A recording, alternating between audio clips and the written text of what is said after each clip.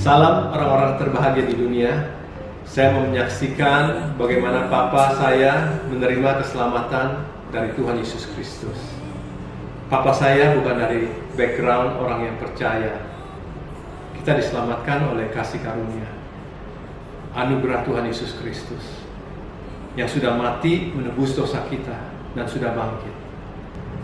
Selama 26 tahun, saya dan kakak dan adik-adik dan teman-teman bersaksi, berdoa, dan berpuasa untuk Papa, untuk mengenal dan percaya kepada Tuhan Yesus Kristus. Pada tahun 2016, Papa mengalami kelemahan tubuh dan tidak ketahuan penyebabnya. Akhirnya saya bawa Papa ke Singapura untuk opname. Selama 1 minggu, Papa di rumah sakit dan kami punya kesempatan untuk berdoa dan bersyafaat untuk Papa. Papa sembuh dari sakit penyakit dan terjadi satu perubahan yang luar biasa. Sikap dan karakter Papa diubah. Saya dan kakak dan adik-adik dan mama merawat Papa selalu dengan kasih Yesus Kristus, dengan iman dan kasih-Nya.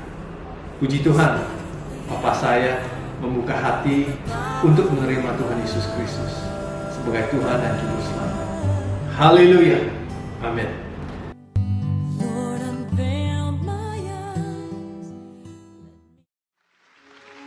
Terkadang dalam kehidupan saya pribadi, saya sering bertanya kepada diri saya sendiri, seandainya saya harus berada dalam keadaan saya kehilangan segala-galanya dalam hidup saya. Tidak ada lagi harta, tidak ada lagi tahta, tidak ada lagi nama, dan tidak ada satupun hal yang dapat saya banggakan dalam hidup saya lagi. Di saat itulah saya mengalami titik terendah dalam hidup saya.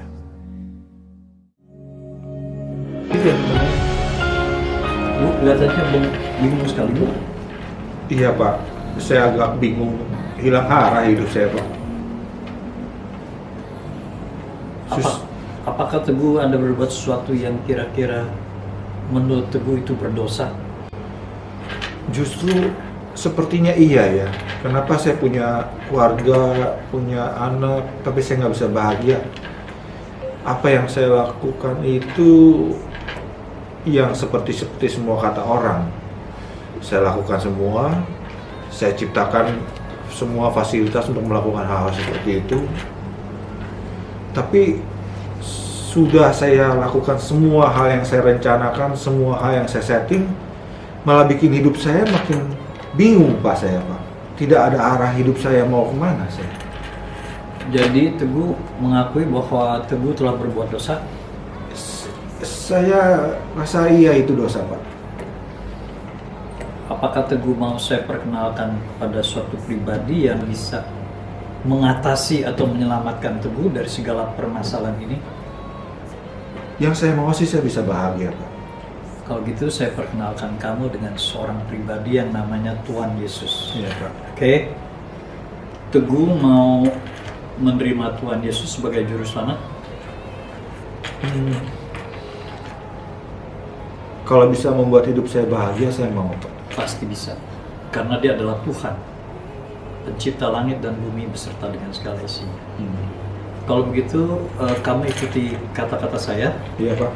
Tuhan Yesus, Tuhan Yesus, saya mengaku bahwa saya manusia berdosa, dan ampunilah segala dosa-dosa saya. Saya mengakui Tuhan sebagai Tuhan Yesus sebagai Juru Selamat saya. Yang akan menuntun kehidupan saya untuk selanjutnya. Mari saya doakan kamu. Bapa Surgawi, kami datang ke hadirat-Mu mengucap syukur dan terima kasih telah pertemukan kami dengan saudara Teguh, Tuhan. Engkau mendengar segala pengakuan dosanya, Tuhan. Dia sangat membutuhkan Engkau, Tuhan Yesus, sebagai Juru Selamat. Berikan dia selalu, Tuhan, sukacita dan damai sejahtera yang daripadamu yang melampaui segala akal dan pikiran kami, Tuhan. Tuntun dia dalam kehidupannya, Tuhan, dalam keluarga maupun dalam usaha dan segala apapun yang dia kerjakan.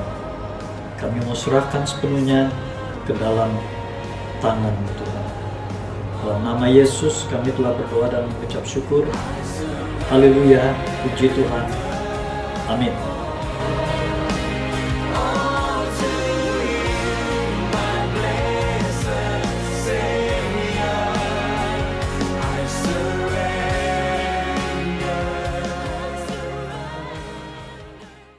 Salam orang-orang yang terbahagia di dunia. Keselamatan adalah anugerah Tuhan, kasih karunia Tuhan, bukan karena kebaikan kita. Allah telah mengaruniakan hidup yang kekal kepada kita, dan hidup itu ada di dalam anaknya. Barang siapa memiliki anak, ia memiliki hidup. Barang siapa tidak memiliki anak, ia tidak memiliki hidup.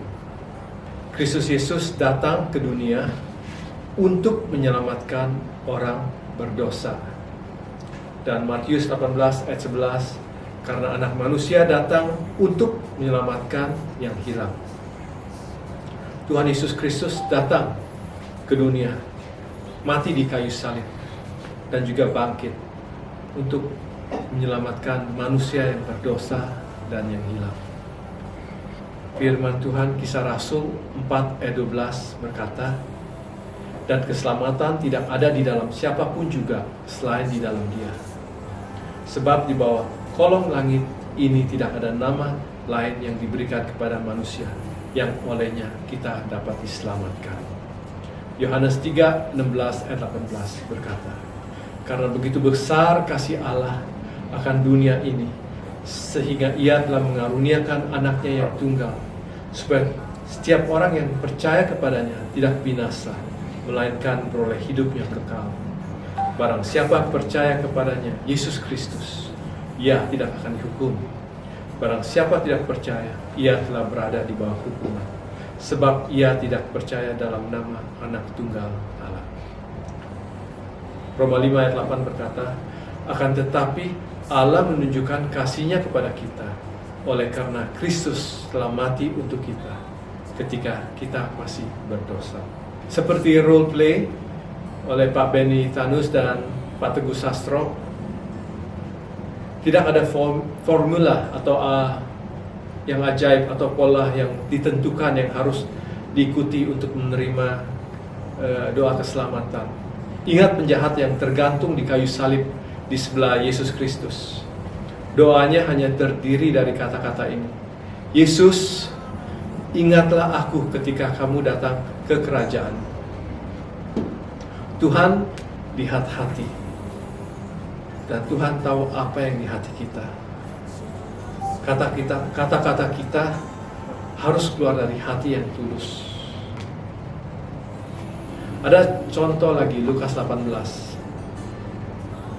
ayat 13-14. Tetapi pemungut cukai itu berdiri jauh-jauh, bahkan ia tidak berani menegadah ke langit, melainkan ia memukul diri dan berkata, ya Allah, kasihanilah aku orang berdosa ini. Yesus berkata, aku berkata kepadamu, orang ini pulang ke rumahnya sebagai orang yang dibenarkan Allah, dan orang lain itu tidak. Sebab barang siapa meninggikan diri, ia akan direndahkan, dan barang siapa merendahkan diri, ia akan ditinggikan. Perumpamaan yang ketiga, orang yang sudah percaya kepada Tuhan tetapi melakukan kejahatan, dan orang ini harus bertobat. Contohnya Daud waktu diingatkan oleh Nabi Nathan akan dosa-dosanya atau kesalahannya, dia kembali datang kepada Tuhan dan mohon ampun kepada Tuhan. Setiap saat kita harus berani datang kepada Tuhan Yesus Kristus untuk datang dan mengaku dan memohon ampun atas dosa ataupun kesalahan kita. Roma 10 ayat 9 dan 10 berkata, sebab jika kamu mengaku dengan mulutmu bahwa Yesus adalah Tuhan, dan percaya dalam hatimu bahwa Allah telah membangkitkan dia dari antara orang mati, maka kamu akan diselamatkan. Karena dengan hati orang percaya dan dibenarkan, dan dengan mulut orang mengaku dan diselamatkan. Teman-teman, Tuhan Yesus Kristus memberkati.